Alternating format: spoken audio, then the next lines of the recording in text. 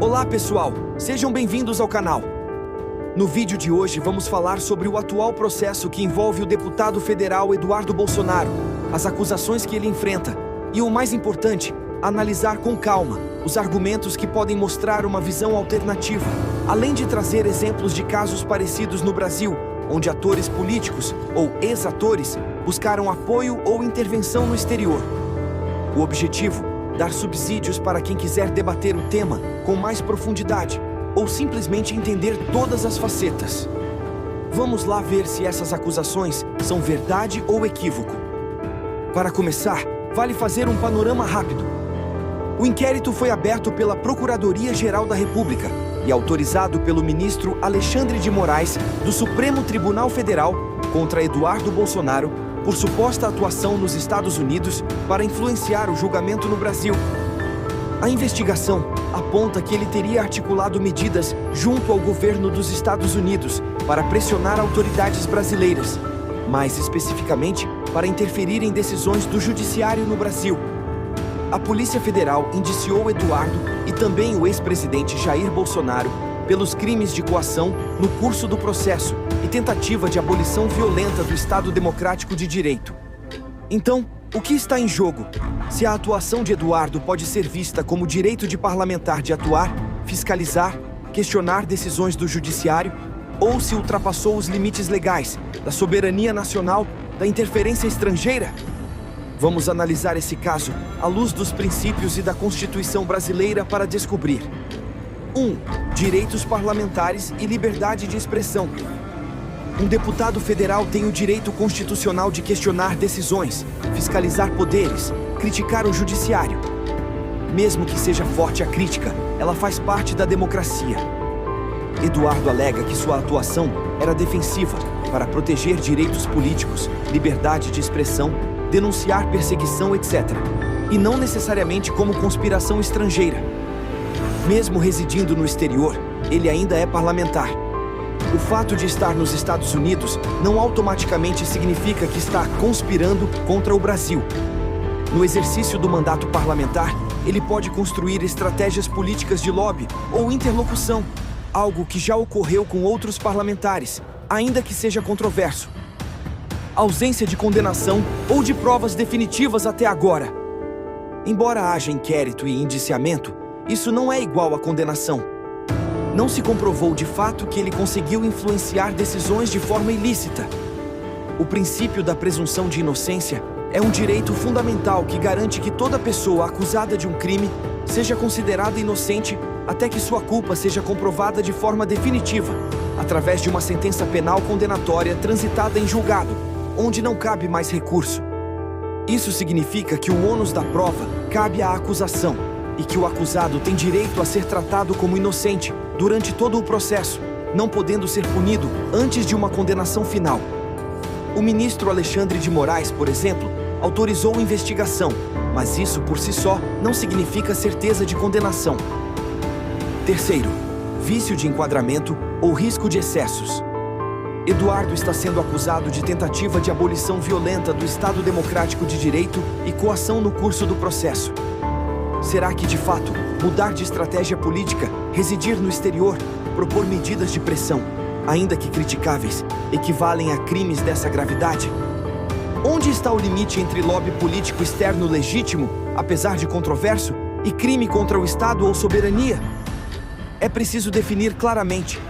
No exercício da liberdade de expressão, ele tem o direito de manifestar pensamentos, ideias e opiniões livremente, enquanto no exercício da liberdade de locomoção, ele tem o direito de ir e vir, permanecer e se deslocar livremente em território nacional.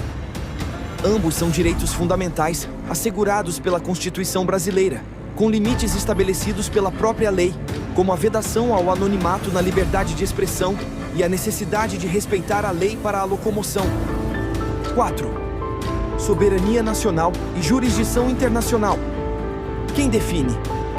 A acusação se baseia em que ele teria tentado submeter o funcionamento do Supremo Tribunal Federal ao crivo de outro Estado. Até que ponto uma pessoa que reside legalmente em outro país e age politicamente pode ser punida por influenciar esse país? Será que esse é um precedente para limitar o direito de internacionalização da ação política? Se ele busca apoio ou solidariedade internacional, isso não configura necessariamente crime automático. A linha entre influência diplomática, lobby e o crime de soberania deve ser debatida. 5. Perseguição política ou risco de arbítrio. O ambiente é de forte polarização, existindo o risco de que o processo esteja sendo usado mais como instrumento político do que de justiça imparcial.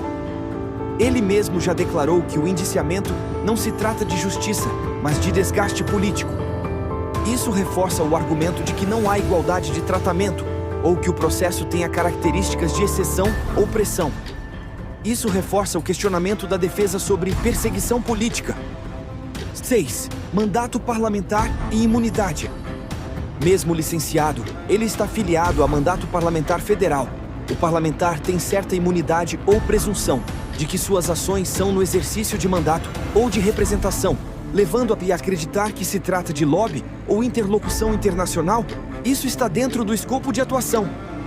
Por fim, vamos analisar casos parecidos, em que políticos foram buscar apoio internacional contra processos no Brasil. Dilma vai aos Estados Unidos e à Europa buscar apoio contra a prisão de Lula. A ex-presidente afastada Dilma Rousseff começou um périplo pela Europa e Estados Unidos, com o objetivo de costurar apoio de partidos e movimentos sociais diante da prisão do atual presidente Luiz Inácio Lula da Silva. Em Madrid, Dilma fez uma palestra com o título Brasil, uma democracia ameaçada. A palestra ocorreu na Casa das Américas e foi organizada pela Cátedra de Estudos Ibero-Americanos da Universidade Carlos III. Na época, o jornal O Estado de São Paulo apurou com membros de alianças de partidos socialistas europeus que a viagem serviria, acima de tudo, para reforçar a imagem no exterior de que a prisão de Lula foi uma arbitrariedade e que a pressão internacional deveria ser aplicada no Brasil. Gleisi Hoffmann denuncia a prisão política de Lula à Al Jazeera. Rede de televisão do Catar, maior e mais influente emissora do mundo árabe, divulgou a mensagem da então presidenta nacional do PT. Em discurso, ela disse: "Me dirijo ao mundo árabe através da Al Jazeera para denunciar a prisão política do ex-presidente Lula. Lula é um grande amigo do mundo árabe. Em toda a história, o Brasil recebeu milhões de árabes e palestinos, mas Lula foi o único que visitou o Oriente Médio. Em seu governo, o comércio com a região multiplicou por 5. Em 2005, Lula promoveu em Brasília a primeira conferência da América do Sul com o mundo árabe, estendendo os laços entre as regiões", lembrou a então presidenta nacional do PT em vídeo divulgado pela emissora árabe. Diante do que foi exposto, devemos afirmar que uma justiça parcial pode trazer diversos riscos para a sociedade: desconfiança na justiça, desigualdade e injustiça, quebra da democracia e insegurança jurídica.